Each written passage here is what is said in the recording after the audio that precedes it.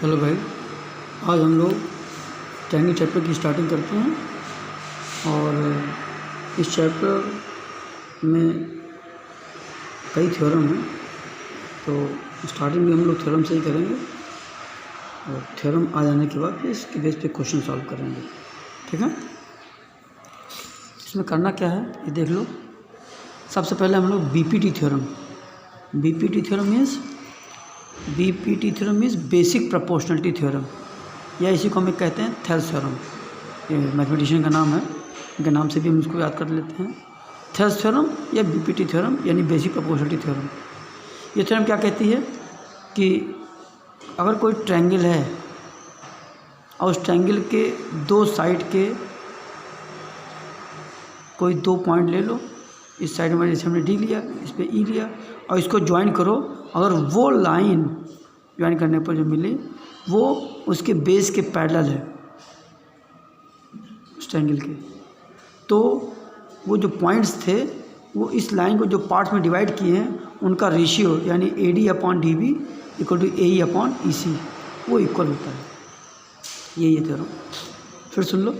इस थ्योरम के और तरीके दूसरे तरीके से कैसे कर सकते हैं कि अगर किसी ट्रायंगल में बेस के पैरेलल अगर कोई लाइन ड्रॉ करो जो अदर टू साइड्स को D और E दो पॉइंट पर इंटरसेक्ट करती हो, तो ये प्रूव करो AD/DB इक्वल टू AE/EC। समझ में आया? यहाँ बना के दिखा दे रहे हैं। जैसे ट्रायंगल है, अब इस लाइन के पैरेलल हमने एक लाइन ड्रॉ कर दिया, कहीं से भी कर दो, नीचे भी कर सकते हो, यहाँ भी कर सकते हो।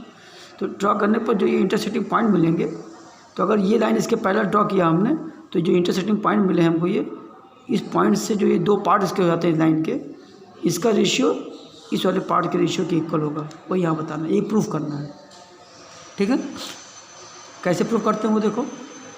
पहले ट्रायंगल लिया, फिर BC के पैरेलल एक लाइन ड्रॉ कर दिया, D और E पॉइंट पे इंटरसेक्ट करता है वो। फिर क्या किया हम लोगों ने, अब ये प्रूफ करना था AD/DB इक्वल टू AE/EC। तो गिवन में तो खाली एक ट्रायंगल ABC और D पैरेलल टू BC ये गिवन हो गया। टू प्रूफ में क्या दिखाएंगे, AD/DB इक्वल टू AE/EC लिख दिया। कंस्ट्रक्शन करना पड़ेगा इस प्रूफ के लिए, तो करते क्या है, D से AE पे परपेंडिकुलर और E से AD पे परपेंडिकुलर ड्रॉ करते हैं, यानी DN perpendicular AE and EM perpendicular AD हो गया। और उसके बाद D और E को हमने C और B से ज्वाइन करा दिया, DC एंड B। ये कंस्ट्रक्शन हो गया, लिख दिया हमने। DN परपेंडिकुलर AE, ये परपेंडिकुलर का सिंबल है, आप ऊपर चाहो AR भी लिख सकते हो, परपेंडिकुलर। ठीक है, ये हो गया। अब क्या करना है आपको, प्रूफ करना है। तो सबसे पहले हम लोग कौन सा ट्रायंगल लेते हैं, ADE ये ट्रायंगल और DBE ये ट्रायंगल, यानी इस साइड से एक बेस ये इससे बना ट्रायंगल और एक बेस ये और इससे बना ट्रायंगल, ये पतला सा। तो दो ट्रायंगल लेते हैं, यानी ये ट्रायंगल एक ले लिया, ये ट्रायंगल ADE ले लिया। ठीक है, हो गया। इन दो ट्रायंगल के एरिया का रेशियो लिखते हैं। तो इन ट्रायंगल ADE एंड BDE ये लिखा हमने। इसमें area of triangle ADE upon area of triangle BDE equal to क्या होगा, ट्रायंगल का एरिया फॉर्मूला जानते हो, half into base into height. तो इस ट्रायंगल का एरिया क्या होगा, half into base means AD into height means EM। ठीक, और जब इस ट्रायंगल का एरिया लिखना होगा तो half into base BD into height, तो इस ट्रायंगल का हाइट यही होगा EM। अब ये ट्रायंगल एक्यूट था तो हाइट जो है अंदर थी, इनसाइड द ट्रायंगल था।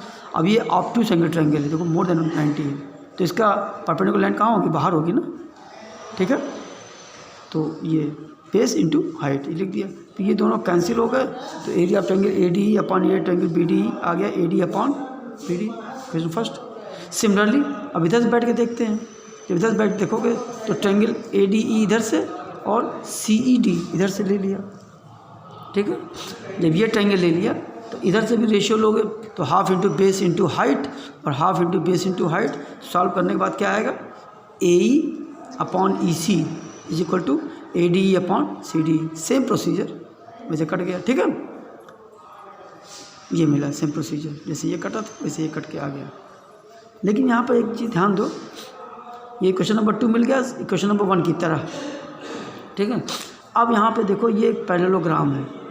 अभी चैप्टर तुम्हारे कोर्स से बाहर कर दिया गया है, लेकिन इसका एक थ्योरम इसमें इस्तेमाल हो रहा है। चैप्टर 9 का ये थ्योरम था जो 10th में इस्तेमाल होना था, लेकिन 9 चूँकि हट गया है। लेकिन वो स्टेटमेंट आपको याद रखना पड़ेगा कि अगर कोई पैरेललोग्राम है या ट्रेपेजियम है यानी, ठीक है ना, तो दो लाइन मतलब पैरेलल है अगर, तो on the same base and between the same parallel area of triangles are equal, ये थ्योरम था। जैसे इस वाले क्वेश्चन में ये आपका कॉमन बेस है, इस बेस को लेकर ये ट्रायंगल बना और इसी बेस को लेकर ये ट्रायंगल बना, तो दोनों का एरिया यानी इस ट्रायंगल का एरिया DBE और CDE दोनों का एरिया क्या होगा, आपस में इक्वल होगा। क्यों? क्योंकि ऑन द सेम बेस है, बिटवीन द सेम पैरेलल है, बिटवीन द सेम पैरेलल है, ठीक है। तो अब हम लिख सकते हैं area of triangle BDE equal to area of triangle CDE, ये लिख दिया हमने। देखो area of triangle BDE equal to area of triangle CDE, क्यों? On the same base and between the same parallel, ये रीज़न है इसका। अब अगर ये दोनों एरिया इक्वल हो गए तो जहाँ पे इक्वेशन नंबर 2 में CDE लिखा था उस CDE का नाम बदल क्या लिख सकते हैं, BDE। तो हमने क्या किया, इक्वेशन 2 में फ्रॉम इक्वेशन 2 लिख दिया हमने, इसमें ADE तो ऐसे कॉपी कर लिया, लेकिन जो CDE था उसका नाम बदल के ADE कर दिया, इक्वल टू वही फिर कॉपी हो गया। ये क्वेश्चन नंबर 3 बन गया। अब आप equation number 3 ADE upon ADE